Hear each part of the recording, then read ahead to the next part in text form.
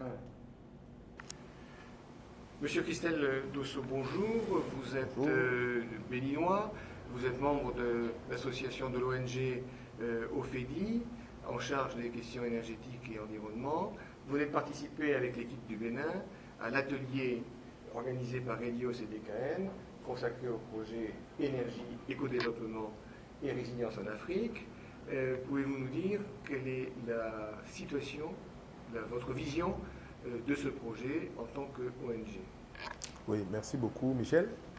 Le projet initié par Elio, qui porte sur le Tipeee et les indicateurs Tipeee, qui sont au nombre de 24, disons, vient renforcer en fait les capacités des acteurs nationaux, que ce soit au Bénin, au Togo et ailleurs, au Cameroun et consorts, par rapport à la structuration, n'est-ce pas, des informations énergétiques en matière disons, de compréhension claire de ces indicateurs et des prises de disposition en termes de politique.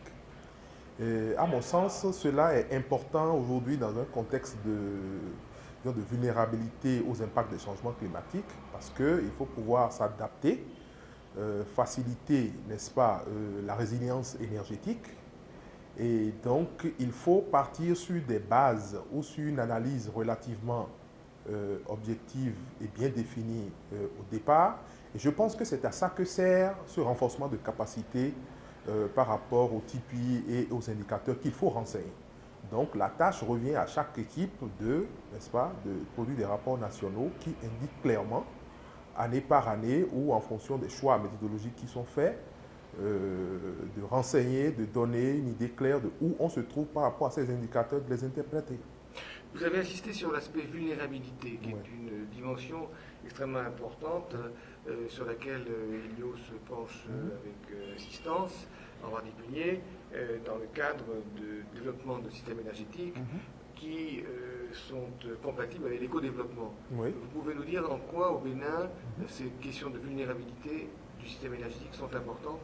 Oui, ces questions de vulnérabilité du système énergétique sont importantes dans la mesure où les différents risques, évidemment quand on parle de vulnérabilité, c'est vulnérabilité aux questions de changement climatique, de risques climatiques.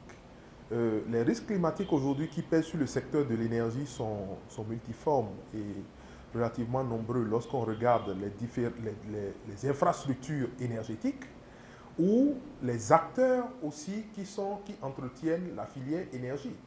Et si on doit rentrer dans les détails, lorsque vous prenez par exemple les risques de vents violents qui relèvent effectivement des événements météorologiques extrêmes, qui pourraient par exemple rendre plus fragiles les réseaux de distribution, eh bien ces risques-là s'avèrent de plus en plus récurrents et relativement élevés dans certaines parties de l'Afrique, notamment dans des zones écologiques du Bénin qui ont été identifiées comme telles dans les PANA, dans le PANA Bénin notamment. D'accord. Monsieur Dosson, je vous remercie beaucoup.